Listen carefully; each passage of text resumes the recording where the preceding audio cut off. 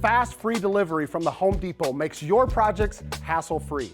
Forget something you need? Visit HomeDepot.com or the Home Depot app for free delivery on millions of products, including same-day and next-day options. Get delivery at the speed you need, only at the Home Depot. How doers get more done. Order select in-stock items by 4 p.m., subject to availability. We have been told that we are the big boys in town. Well, he's into it. I'm talking about he is like lit. I'm trying to start preaching. Let everybody say amen.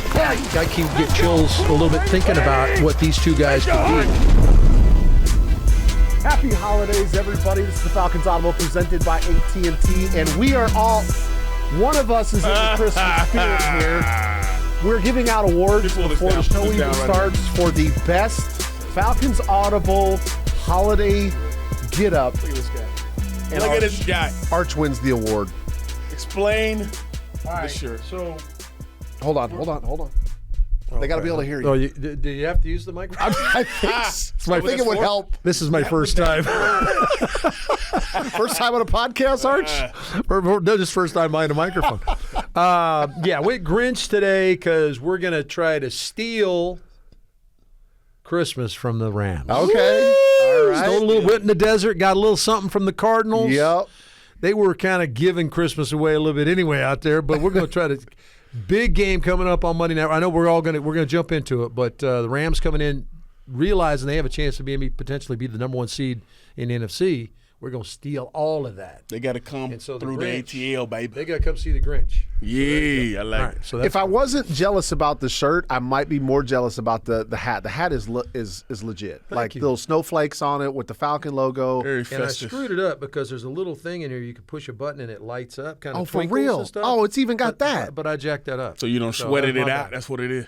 No, it wasn't. No, I don't wear this to run or Arch. anything like that. Can you talk to your peoples and see if me and Shock can get one of them? Nah, bro. Want hats? Listen, we not there yet. You know what I'm saying? We not there yet. So, so we got to bide our time to be able to get things like that. You know what I'm saying? Yeah, Arch, how So let's many be years? real. How many years you been on a radio network now? 22 seasons. So you keep dating me. I'm Why do you want For to keep everybody who don't know, Arch sits in on all the player evaluations. He's He's like in the assistant draft general room. manager. Be like, Wow. so Yeah, the things I keep Makes track all of this- is, okay, do you eat candy? Are you drinking beer? That's about all I'm keeping track of. What size do you wear? By the way, DJ Shockley, Dave Archer, I'm Derek Rackley here. Before we get into the show, before we get into the meat of it, some congratulations are in order. We talked to you the last couple weeks about Pro Bowl voting, and surprise, surprise, ladies and gentlemen, Bijan Robinson and Chris Lindstrom. That one was a real nail biter. Nail biter that Bijan made it. And Nail it's biter. always an honor, Goodness. but these two guys have not only done it over the past few years, Chris Lindstrom, but also Bijan Robinson. I mean, anybody, no matter where I go, when I'm covering games across country for Westwood One, and while I was in Baltimore this weekend, and I'm sitting down waiting to call the Sunday Night Football, and my producer says, "Hey, what games do you guys want to watch?" And I said, "Well, can you turn on the Falcons game?" First of all, he gives me a hard time, former Falcons player, that I want to watch the game. But everybody that walked into the booth and they saw one play from Bijan Robinson, they're like, "Man, that dude's sick." Everybody just comes in, "That dude's sick, man." Yeah. And you don't have to go very far when you're watching a game or watching tape to find one of those sick moments from Bijan Robinson. No question about it. Completely earned. And I think everybody across the NFL, whether you're a player, whether you're a coach, whether you're a broadcaster, everybody would say that this dude is one special talent. So congratulations to him. Congratulations to Chris Lindstrom, who has now done it multiple seasons in a row. 4 in a row. 4 in a row for Chris Lindstrom. By the way, that joins some pretty exclusive company. He's now closing in on, these are the guys that have done it more than 4 times. Mike Kinn, Jesse Tuggle, Tommy Nobis, 5 Pro Bowls, Jeff Van Note, along that offensive line, a guy I played with, the venerable one, 6 Pro Bowls, along with Claude Humphrey, and, of course, the guy that holds it down, Julio Jones, with 7 Pro Bowls. But 4 Pro Bowls in a row now for Lindstrom. Consecutive. Yeah, consecutive. That Mike Kinn did 5 consecutive. I believe Keith Brooking also is in that mix as well. I forgot. Old Yellow Jacket. Okay. Yeah. So that's a pretty exclusive company. Congratulations to Chris and to Bijan. And Bijan did some other stuff. I guess we want to dive into some of the numbers here in a little bit. But Bijan's in rarefied air right now. Yeah, we get the summary notes from the Falcons after every single game, and it seems like with each performance, gets longer and longer. It's the list goes like this. Gracious. Yeah. Well, it actually goes like this to the people that are on it, but it goes up higher. You're Correct. exactly right. It's correct. And you know what? I think that's a testament to next level player. The reason why I say that, again, guys, I was doing the Ravens game this weekend, and the reason why I say that is I was looking at the same type of list for Derrick Henry. Mm-hmm. And as I'm going through the notes, getting ready for the game, like, guys, it's pages. Yeah. Like, you keep flipping for guys Sure. like Derrick Henry, and Bijan Robinson is in that same mold, right? Yeah. He is kind of following in those footsteps, obviously different players, but when you start doing the things that he's doing, like, they can't stop typing things, because you're right. It's honor after honor, but it's less company that they're in. First it starts with, along with 5 other players, and then it's along with 3 other players, and then pretty soon it gets to be the only player that has done X, Y, or Z, right? And that's the type of conversation that Bijan Robinson is in. So congratulations to those 2 guys. Way to on go, those guys. Pro Bowl honors. All right, fellas, let's get into the game. It wasn't necessarily pretty, but sometimes in the National Football League, or any level for that matter, games are not always pretty. But if you come away with a dub, you find ways to pull positives out of it. So, fellas, let's revisit what we talked about as some of our keys to the game. Shock, I'm actually going to start with you. I'm not going to go first here. This is going to be you was feeding the horses, feed them, and how do you felt like the horses performed after getting fed? Y'all know what that is right there. Off top grade right there. A+. Off top. I didn't know if it was A-Town, Stay Down. I didn't. All that. It's all encompassing. That was all encompassing. Horses. Feed the horses. We just. He was rapping before we came on. So gonna... Hey, man, you don't know what you gonna get. You get balls with me, you don't never know.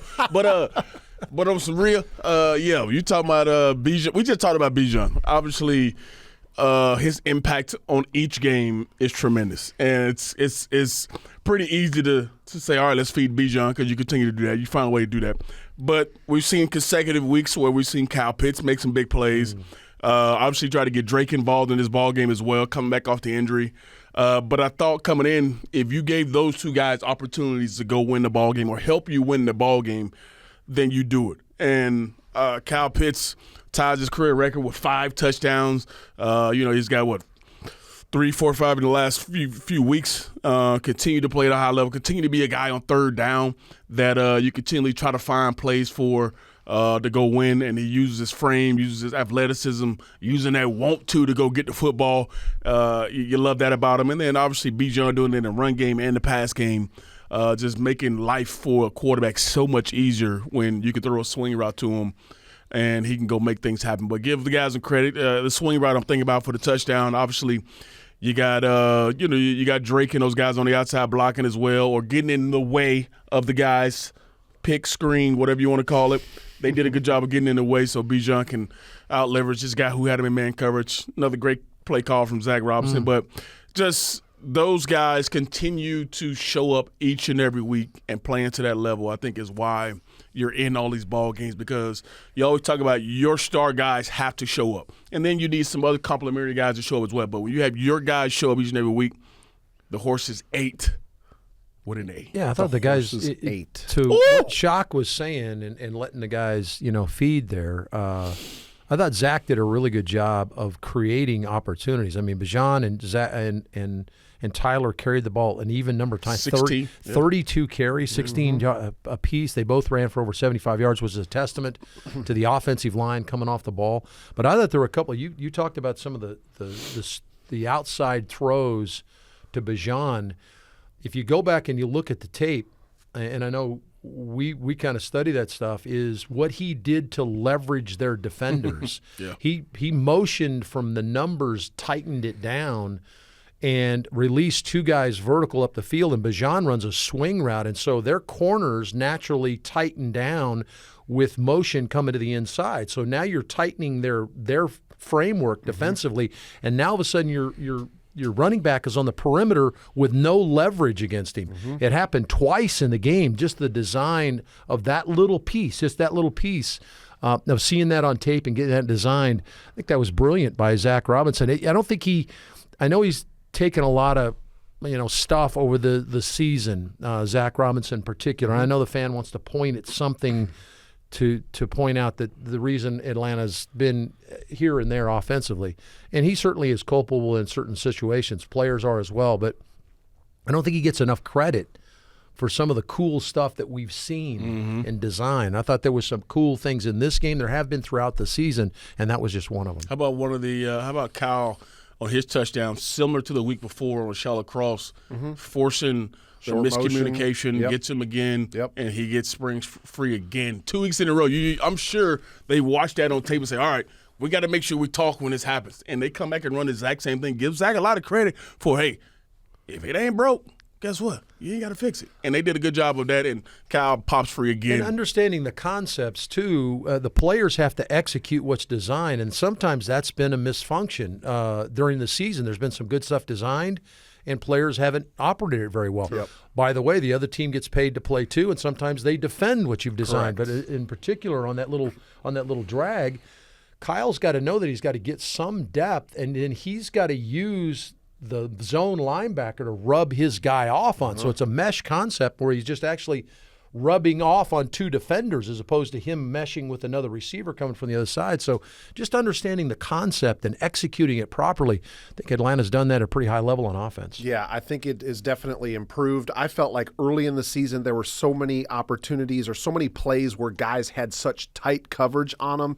And Shock, I know you and I talked about this a couple times at halftime right before we did our halftime show is how can we get more plays where scheme ends up working guys free? For sure. And that was one where I was watching and like Pitts goes in motion and I was thinking down by the goal line, this is prime opportunity to get him the ball. And like as soon as he started on his route and I saw the way the defense tried to defend it, I was sitting there watching the game with my wife. I said touchdown because you could just see how he was going to end up wide open. And as long as they had the protection, like and Kirk puts the ball out in front of him, it was going to be an easy one. Those are the ones. It doesn't always happen like that. To your point, right, the defense gets paid too. But those are good to see when your scheme and everybody does their little part. We always talk about do your 111, right? For sure. And sometimes it's just what you need to do to spring somebody wide open, and that was a great play design to get him in for the touchdown. Arch, let's go to you. Give them deja vu was there. Give them deja vu. We didn't do that. What they experienced in some previous games. But we didn't do that. Okay. I talked about the Texan game where 2 weeks ago, the Texans went down, scored 7-0. They kicked off. Cardinals fumbled the kickoff. They got it. Good defense by the Cardinals. They force a 3 field goal. Cardinals come out, go 3 and out, and Texans go down 17-0. Yeah. I said, can we get them to feel that again? We didn't do that at all. It's kind of the opposite, wasn't it? Well, and so that's a complete miss on my suggestion, but give the team credit. This is the second week in a row they've fallen down by double digits in the game. Now, this was early in the game, fell down by 14 2 weekends ago or the Thursday night against Tampa, and you've been able to keep your focus and go win a football game. I think those are some of those building blocks that you're looking for that you're never out of a game. I think sometimes, like we were talking about with the Cardinals, do they get that, oh, here we go, we're in trouble again. Yeah. We didn't do that, and I think that's one of those steps that you're looking for a team to take. So didn't necessarily win on that key, but to your point, they were able to kind of turn the game around as they made a nice run at the end of the first half to tie it up, and then obviously played better, made some more plays in the second half. What was the Rackley suggestion? The Rackley suggestion was keep them off schedule. Okay, so this was did it, yes. Especially in the second half. Yeah, that's what I was going to say. I would say if you look at third down numbers, it's not going to be great. I'll try to walk you through it. Yeah. He's been doing. I've had 4 cups of coffee. Okay, he's a little wired up in here. Okay, wait till you see my next outfit. We're gonna have a change here in a few minutes. Cardinals actually statistically pretty good on third down in this game. They went 7 of 13 on third down. But I think to your point, Arch, Atlanta kind of buckled down and made the plays that they needed to in the second half, ultimately to keep points off the board. And if that's what you can do and you allow enough time for your offense, even though the offense stubbed their toe in a couple of drives second half, I think I would give them a B in this department. Okay? So I think it's good, but I think it could have been a little bit better. Well, how about to your point, I think there's subsets to keeping them off schedule. Yes. And part of that was possessing the ball the way Atlanta did in the second half, right? Yes. I mean, you had the ball for, 21 minutes in the second half? Yes. So that speaks to what you're talking Only about. one complete drive offensively in the third quarter. The second one bled into the fourth quarter because they ended up putting such long drives together. And so if you can, first of all, the score was tied, right, going into the third quarter. That helped. If they were down, it's a different story. But tied, they were able to score points, but then they minimized the amount of possessions that Arizona had in the second half, which obviously was a big thing for the them. Quarterback came in completing 67% of his passes, 50% completion percentage, which goes again to talking what you're talking about, off schedule and kind of disruptive for the quarterback. So let me ask you guys this question after we kind of recapped our keys, because we've kind of touched on it a little bit. But, Shock, let me start with you. Are you more impressed by the way that they erased the deficit and came back and won a game again, or frustrated by some of either the way that it happened or some of the plays in the second half to where you're like, gosh, come on, we're close, but we're just not quite there yet? More impressed or frustrated? I'm more impressed. Okay. Because you look at, Arch just mentioned it probably a couple minutes ago about being down in the ball game, being down 10-0, and you could easily be like, well, here we are again. This is the usual things that we have done, and we've kind of snowballed into finding a way to lose a ball game. Yeah, you didn't finish the way you wanted to, but then you also finished really good on the defense side, only allowing 3 points in the second quarter. In the second half. You think about how well you played once they crossed the 50-yard line, forcing 6 field goals, not allowing them to, score points. That's a big deal. And I think the way you start the ball game, they had an unbelievable play where, the guy Wilson catches the ball and he falls on it, and, Kobe does a really good job. Right. He was there, all that kind of stuff. So there's a caveat there. Go ahead. I'm going to tell you a little bit about what I heard a little bit about the conversation was on the sideline with the official, but go ahead. No, I'd love to hear that. So you get the supposed, was it a catch or not catch? Michael Wilson going against Kobe Bryant, right? Kobe's right in his hip pocket, does a good job. Ball's obviously juggling around. What'd they call it on the field? Incomplete. Right. Okay? Yeah. So I think Raheem walked over and said, hey, what was the decision there? He says, well, we couldn't tell whether the ball touched the ground or not. Well, it's incomplete then. If we couldn't tell, you got to stay with the call on the field. Conclusive evidence that it didn't touch the ground. You don't have that. Well, we couldn't tell. That's the point. Well, you got to stay with the call on the field. What? So I think Raheem just did what he's supposed to do, turned and walked away, thinking, "What are we doing?" But he, and I'm paraphrasing, kind of making up what he probably had in his head. But yeah, that was they got an explanation that they couldn't tell that it didn't touch the ground. Obviously one of those plays that was a big difference maker in the first half there. Wow. Art, somebody posed the same question. That's after 19 penalties the week before. Yeah. It was much better this past weekend, by the way. Same question to you. More impressed overcoming the deficit or frustrated by some of the plays in the second half where it was like could have really opened things up, I think? Yeah, I'm impressed with how they handled their business, that they did, like Shock's talking about, that they didn't allow themselves to go down that track. You said, we're going this direction and we'll make that happen. So making something different happen. But I am disappointed in the fact they have the ability to put people away. Yes. This was a team that they could have put away. And there was dysfunction on a couple of those short yardage plays. I mean, we missed on fourth down twice. Obviously, when you go back 2020, hindsight's 2020. Do you punt the football there and make them go the long field, eat clock, maybe eat their timeouts, and then if they do put a field goal on the board or a touchdown on the board, they don't have enough time potentially to come back. That's the whole debate. And so you're going with your gut. You're looking at analytics. Do we go for it? In talking to Raheem and his coaching show, he said, hey, we had a chance to put the game away right there. So at that point, as players, you have to seize that opportunity. I got to get my pad level down, know they're going to try to blow the run game up, and I've got to come off the ball and create some kind of movement so Tyler can lean in there and get you a first down. Now, Kirk completely blows the play with Charlie Warner coming across in motion. He sends Charlie in motion and then calls for the snap, and he turns around and, what a surprise, Charlie's standing. You sent him in motion. Yeah. So that's a player screw-up. That's not a design screw-up.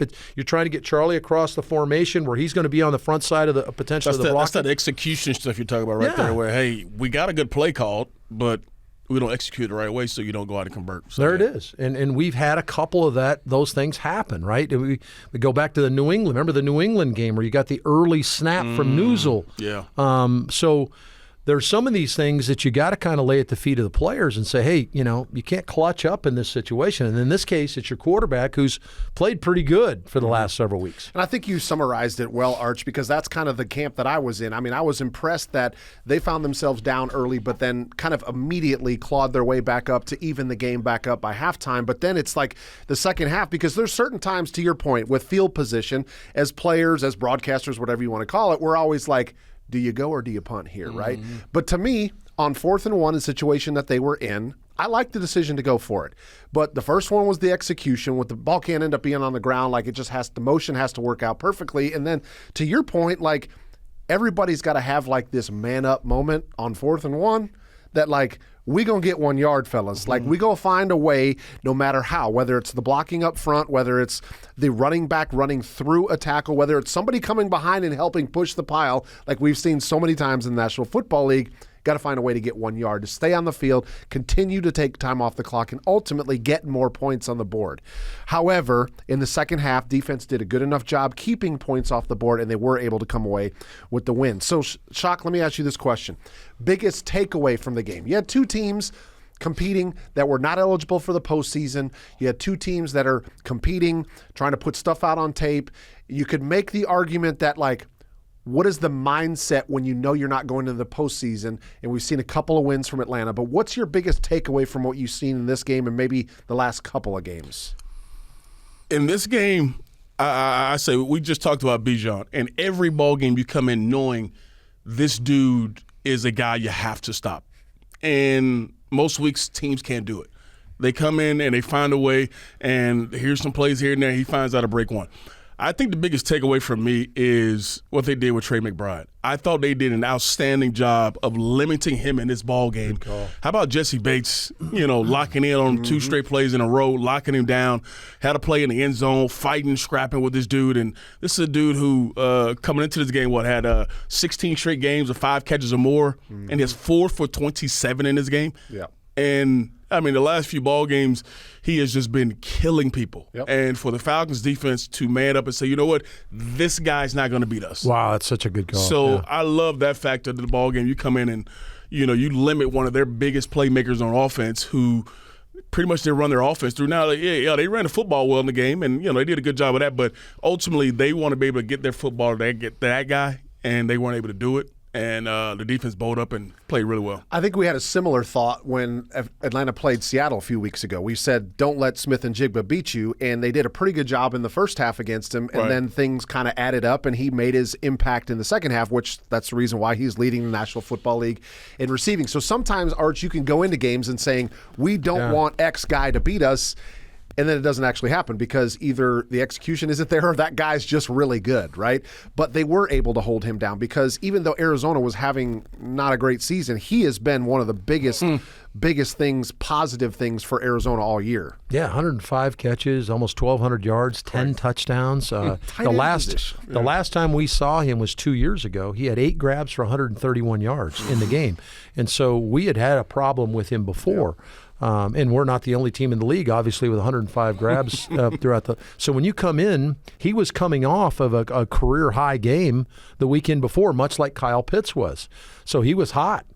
And to your point, Shock, to be able to say this is what we're going to do, and like Rock's talking about, sometimes that just because they move guys around, that's hard to do. They moved him around. They didn't line him up on the edge of the line of scrimmage, or they put him outside the numbers. They put him everywhere. And Atlanta had somebody waiting on him. I thought Divine Diablo did a couple times. Started real good. The game, right? Yeah, did a great job there. And then what they did was they made sure that he knew that if the ball came his direction, he was going to get hit. Yeah. Divine hit him, and Jesse unlocked him in the end zone. After Trey got up and talked a little smack on the play, a couple plays earlier. It was on. Yeah. That's the wrong guy to challenge. He is the silent assassin. And just a point on Jesse Bates real quickly. I think that what's been lost defensively some in his performance is I think it's been a quiet performance by Jesse. We normally are seeing him kind of the focal point, leading the team in interceptions. Yep. He led the team in tackles 2 years ago, had 100-plus tackles last year, had 4 interceptions, 4 forced fumbles last year. It's been a little bit quieter year from a numbers standpoint, but he's still got 88 tackles, which I think is third or fourth on the team. He's closing. He could potentially have another 100-tackle year, which would be 3 consecutive for him. But what he has done is he's wrapped his arms around the other guy, Xavier Watts, and you hear him talk about Watts. He's got a great reverence for Watts and what he could potentially be, and he's almost taking under his wing like a little brother. And you can see why Watts is playing at a high level too. Right. Watts learning all the time. Jesse's challenging him. So I would say that if you're a little disappointed potentially in Jesse's numbers or whatever, don't be, because he is tutoring and still playing at a high level, which we saw on Sunday. Impact still there. I love that. So you mentioned Bijan Robinson earlier, and we talked about some of the numbers. I'm just going to read off a couple of them. I don't have long enough here in the show to talk about some of the things. But 5,376 scrimmage yards passed Pro Football Hall of Famer Edgerrin James and Clinton Portis for the third most scrimmage yards by a player under the age of 24 in NFL history. Okay, so history, not just since 2000 or whole since world. 2020. We've been playing a while. History. Whole world. Okay, so that's pretty impressive. 6 games this season with 150 or more scrimmage yards, 2 more than any other player in the league. Okay, surpassed 100 scrimmage yards for the 10th time this season. In the second consecutive season, he's had 10 or more games over 100 scrimmage yards. Goodness gracious. 41-yard reception in the second quarter, his 4th of the year, most among all running backs in the league this year. Running backs, 4th 40-plus yard reception. The list goes on, folks, and we could sit here for another 30 minutes and just rip off what he continues to do. But the fact that we're in third season, we're in week, whatever it ends up being, I lose track with 18 weeks, 17 game, all that. And everybody comes into the game saying, we can't let Bijan Robinson beat us. And what does he do? Beats him not only in the run game and in the pass game as well. And guys, I was thinking about this. I'm generally one of those that looks at running back's performance and it's like, did he dominate on the ground, right? But as I look at what Bijan Robinson does, and when he has games like 16 carries for 79 yards, but then he leads your team in receiving, I'm actually okay with him not having all these 100-yard games because he's wrecking people both sides. Multiple ways, yeah. And he's still getting the touches, right? I think he had 23 touches this game. But to me, it's like he's different in the fact that he doesn't need to have these 100-plus yard games all the time because he's going to get you in both ways. And I don't know if you guys have thought about it that way, but sometimes how you grade running backs is total rushing yards. How many times were they over 100 yards, Arch? And it's not necessarily the case with him all the time because he gets so much production out of the backfield. Yeah, go ahead, Chuck. One thing that sticks out to me when you talk about Bijan in that manner, you say, oh, he doesn't have the 100-yard games every single week. The one thing that I think about when I watch him every single week is he's like the death by 1,000 thorns. Like, you look up and you're like, man, that's supposed to be a negative yardage play, and he gets 6. Oh, man, that looked like they probably get 3 or 4 yards, and he gets 12. Like, those kind of plays add up during a ball game where you got him, 2nd and 9, and he ends up picking up a first down. You're like, man, we could have got off the field there. Or then there's that one that you throw a swing route to him, and the guy's in the flat, makes that guy miss, and he's up the sideline for a 45-yard gain. Like, those are the plays throughout a ball game, I think, that add up for a defense. So you may not have the 100, 120-yard performance, but it's those little plays throughout the ball game that really hurt you, and you're like, man, we're supposed to get off the field there. Or, man, he's supposed to have a negative yard to gain there. Or he's supposed to be limiting him to 1 or 2 yards, and you're like, dude, how he get 7 yards on that? Like, that don't make sense. So I think those are the plays that when you really watch the film that are really as impactful as you throwing it out there and he goes, 80 yards for a touchdown. Like, those ones, I think, and it happens throughout the ball game, not just the first quarter, all the way through the fourth quarter, and it just adds up on you like, man. And you look at me like, man, this dude – this dude make me mad. That's how it be for a defense. He made a run in the third quarter that my analogy on the radio was, if you have been at a MARTA station and you're waiting for the train to pull up and a bunch of people are getting off, but you need to get on and the doors are going to shut pretty quickly. He looked like one of those kind of people trying to get on the train and not run into anybody. He made, I think, 8 or 9 guys miss this. He got 9 yards, and it's through the center. And I said, it looks like a dude trying to get on the MARTA train with everybody getting off because he was nobody could touch him. Yeah, he's the Matrix. I mean, the guy is phenomenal. The numbers are phenomenal. The guy I want to mention, though, that's in the same breath as him, that he's now being mentioned with, is William Andrews, a guy I had a chance to play with who was phenomenal player at Auburn, was a running back here, tore his knee up, like his 4th or 5th year, and it limited his career. But Will was one of those guys. How big was Big Will? He was a bigger dude than Bijan. He weighed about 230 pounds, 225 pounds. Solid. But he just had soft hands, could catch the football, and he did a lot of the same types of things from running a ball. He'd pound you a little bit more physically. He had good top-end speed, but could catch the football in the backfield like Bijan Robinson. I wonder, and we've got a ways to go, but you can almost begin to wonder. I start thinking about great backs like you were talking about. And there are categories – but the greatest all-around back, okay, and I think I mentioned this before on this, to me that greatest all-around back was Walter Payton. Had a chance to play against Walter, and why is he the best all-around back? He doesn't have the most yards, Emmitt Smith does. He doesn't have the most catches as a running back, but what he did was everything, and that's what Bijan does, what you're talking about. He does everything that breaks your back, like the play. Walter would step up and shorten a guy's neck who was coming on the blitz. Go back and look at the tape. How many times Bijan Robinson steps up and picks up an extra rusher? We see him with the ball in his hands. He steps up in that A gap and shortens somebody's neck, to give you a chance to throw. Then his ability to make people miss, run. We haven't seen him throw it yet. Walter could throw the football, so I'm still waiting on that one. See the lefty throw. Just putting it in the atmosphere, folks. But that's the realm I'm putting him in. It's the all-around. And to me, that when you say the best running back in the National Football League, that's what you've got to be. And to me, he's that guy right now. Yep. Well, he obviously had a phenomenal performance in his home state of Arizona and was very integral in the victory over the Cardinals. So helps have a much more enjoyable Christmas week when you're coming off a win. But one of the presents that you get as the member of the Atlanta Falcons is you get the LA Rams coming into town, which arguably is the best team in the league right now, arguably has the best offense in the NFL, and has the front runner for the MVP award right now in Matthew Stafford. So that's life in the National Football League. Welcome. Merry Christmas. Shock,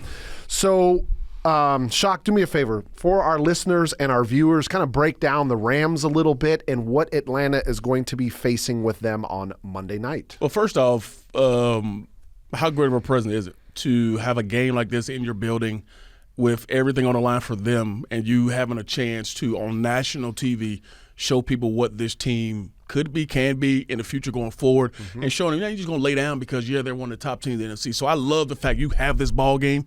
And if you're a Falcon, you got to be excited. I mean, you got to be pumped up to have a game like this in your building on Monday night to show people what you're really about. Obviously, your season hasn't gone the way you want it, but this is another opportunity to put on display what this team could be. Now, obviously, you're facing the Rams team led by who you just talked about, and Matthew Stafford, who – obviously, this offense, number one offense scoring, 30 points a game, yards per game, 6 in rushing offense at a 126 a game, second in pass offense.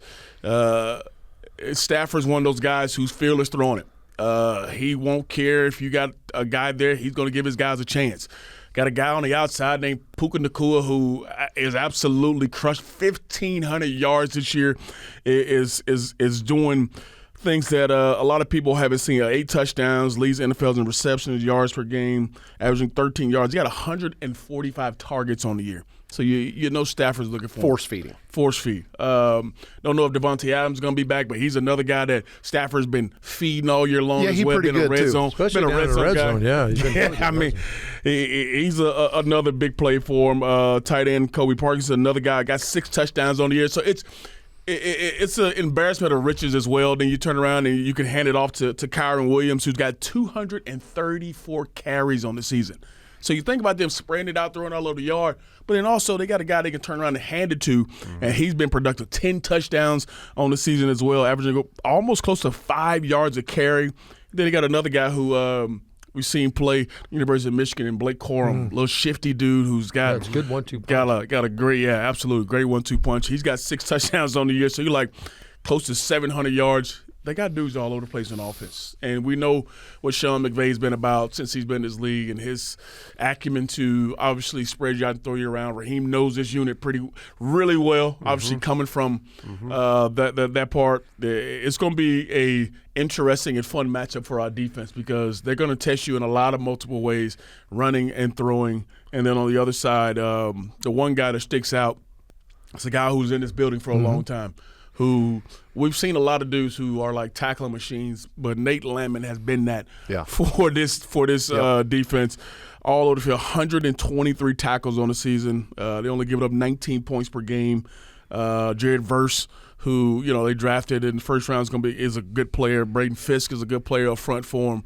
This is going to be a fun matchup because they got a lot of big-time players on both sides of the ball, and you got to show up and be ready to go. Yeah, you talked a lot about the offense. I think the matchup between Jeff Ulbrich and Sean McVay is going to be must-watch television, radio, whatever you want to call it, because you're thinking about what Ulbrich has done this season to transform the defense, one that could not get pressure on the quarterback a year ago, and this year they find themselves in the top 5 in the NFL, going up against who a lot of people would say might be the best play caller in the league right now. It's debatable, but he's top 5, and I don't know what number he is, but he's top 5. It helps to have the guy squeezing the trigger that's doing it for you. Yeah, and the personnel that you talked about. So, Arch, the other thing that kind of sticks out to me, you mentioned the numbers on defense. Byron Young, 11 sacks. Jared Verse, 6.5 sacks. Kobe Turner, 7 sacks. So they've got some guys that have filled up the stat sheet on that column. So, Arch, my question to you is, what is the blueprint for Atlanta to come away with a victory against this team that Shock so eloquently headlined for us that's loaded? Wow, I'm scared, and I'm not even on the field. We don't get scared. I'm playing. Stafford's been outstanding. He's been outstanding his entire career. He's got a core of guys around him. Nakua's coming off a over 200-yard performance against Seattle. If you go back and look at the Seattle game, now they play them twice, so I would almost apply more game plan stuff to them as opposed to maybe some of their other opponents, if you know what I mean. Yeah. Teams that you see twice, you generally try to switch stuff up. But if you go back and look at the last game, this is a game the Rams, I'm frankly, I have no idea how they lost the game. They end up losing on a spectacular play at the end. What was it, 39-38? They went for 2 and won the game. They were down 30-14 in the game and got a punt return for a touchdown, and then started kind of changing. Remember that. We remember Shaheed. Started kind of changing things around for him a little bit. But this was a game the Rams were dominating, running the football. And what they did is they came out in 12 and 13 personnel, and they pounded Seattle with the run game. They sprinkled in a Stafford play. Nakua makes a huge catch on an over route about halfway through the second quarter. But it was Kyron Williams coming downhill, running the football at him. Now, again, that's where I go back to, was that more, okay, this is what we did in game 1. They won game 1, I think, 21-19. Darnold threw, 4 picks in that game, 3 or 4 picks in that game. So had a few of those too. Yeah, well, yeah, he did. He had a couple of that's why I don't know how the hell they won the game. Yeah. But they had a decided idea that they were going to try to get after them physically.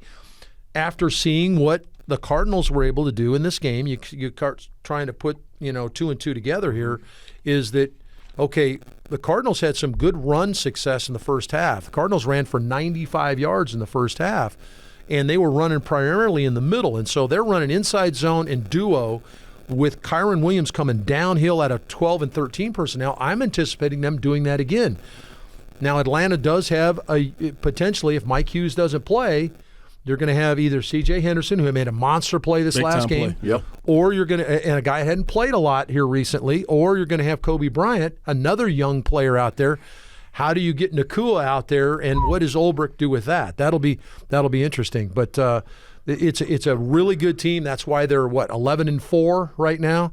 They're vying for the number 1 spot. And like Shock says, what a great opportunity to play prime time and play against the guys. But to get back to your point, what does it take? I think you got to possess the football. Can you go out and can you hang on to the football and do some of the things you've been doing? You've been converting at about 50% rate on conversion downs the last 2 games. That's allowed you to possess the football, and it's allowed you to go down the field. Here we go. Put some weight. The steno pad's coming out. Well, see what I do is Can you read the first one right there? Sustain drives. Yeah. See, what I do is I try to grab his pad just before we come in here. Yeah, just before he gets his to notes. it. Great note taker. Shock, I'm going to set you up for your comment here by saying a couple of questions. First of all, this Falcons-Rams game is on what night this week? Monday night. Okay.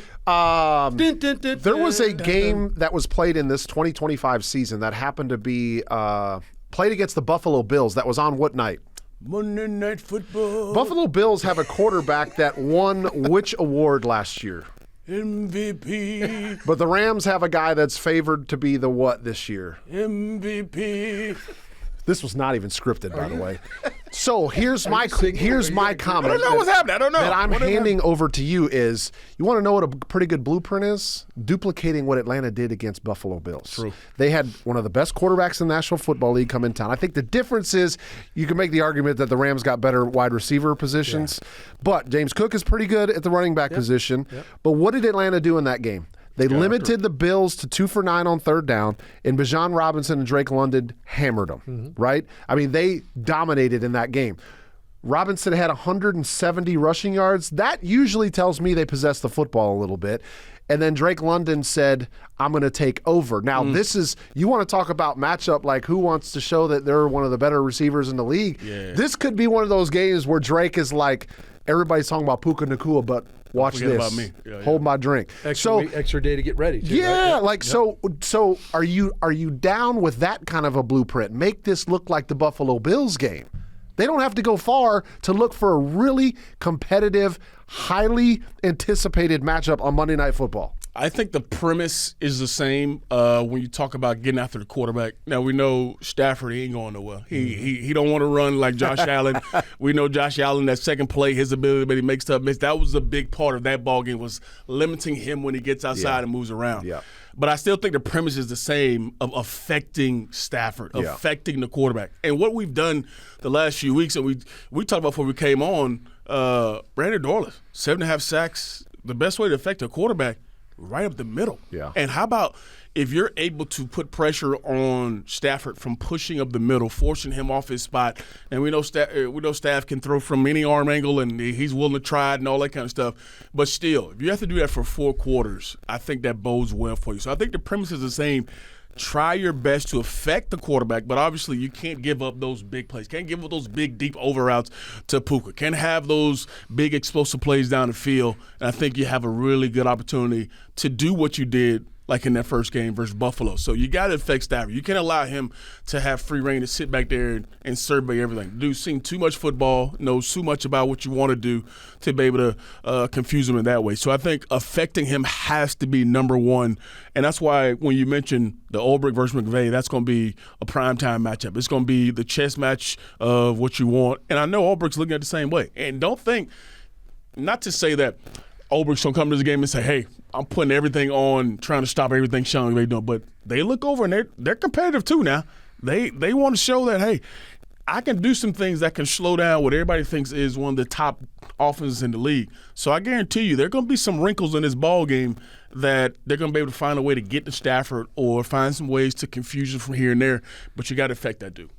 All right, so we're going to go ahead and we're going to get to the keys to the game. And I'm following instructions because our producer, Jared Call, put down here, Shock, you go first so Arch doesn't steal yours. Okay? Wow. It's already gone. It's already gone. It's already gone. Rack stole everybody. All right, so you were pretty adamant about affecting the quarterback. So my question back to you is that your key to the game? The number one thing that you're looking to see? No. See? I said it was the number one thing. No. I said it was part of the game plan. He asked me part of it. What is something I'm looking forward to? I did, yeah. Okay. I did say no. I said most important. It's okay. Give us your key. All right. I think most importantly is continue your hot streak in the red zone. I think you've done a really good job of scoring touchdowns in the red zone. As we noticed, the team, we talked about the highest scoring offense coming in the Rams, 30 a game. That means they're scoring touchdowns. You have to match that. If not match it, you got to put the pressure on them to score when they get the football. So I think continue what you've done in the red zone of scoring touchdowns, not field goals. That puts a lot of pressure on their offense to continue to score at a high rate. And you think about it, you say, hey, they need this game as bad as anybody. So red zone efficiency. Got it. I like it. Okay. What do you I'm got? going What do second. You go second. Because apparently you have the Evidently, I'm stealing people's stuff. I don't know what all this stuff is I have written down here. I'm going. For the record, Arch does not steal anything. Our minds are really kind of similar, so the thought processes are I kind like of the the same. red zone efficiency. I love that. What do you got, Rack? Mine's going to be a disciplined football game. And the reason why I say that is you mentioned this earlier, Arch. You went back to that game where there was 19 penalties, huh? Well, it was much better this past week against the Cardinals in the penalty department. Let's not get Arch started on the penalties, okay? Yeah. But it's not just there. Turn it it's to the Grinch for turnovers. real. Yeah. It's missed assignments, like we saw one in the second half last week. So to me, this is a game where the margin for error is going to be extremely low, right? So we can't afford to have a bunch of penalties.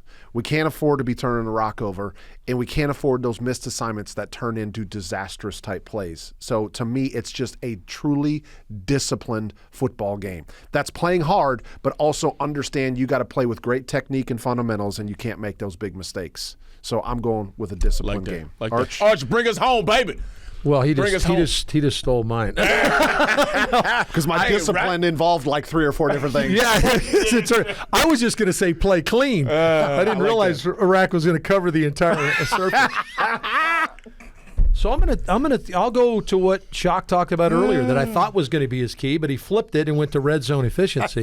I'm going to go with you've got 50, 48 sacks, 49 sacks. What do we got? 50 sacks? I think so. Yeah. Okay, so you're 5 sacks away from the all-time Falcon record.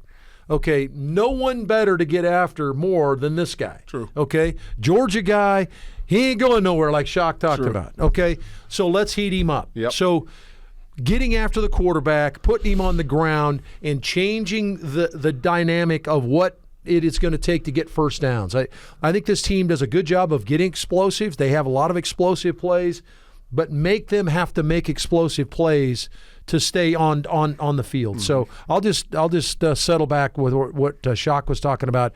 You've got to make sure Stafford doesn't take over the football game. Like that. Got it. All right. So we got, folks, red zone efficiency, or as Shock termed it, continue the red zone streak. Mine was playing disciplined football. No penalties, turnovers, missed assignments, and then trip getting off the bus. Yeah, like that obviously would help before you put your pads on. By the way, if we can find a way to make sure Stafford doesn't get on the right bus, that would be good too. Shows up late to the stadium, or maybe doesn't make it there at all. Give us your key. What do you got? Send it in the comments. What do you think Be the Falcons Grinch. need to Let's do? steal Christmas Steal from the Rams. Christmas, Grinch. folks.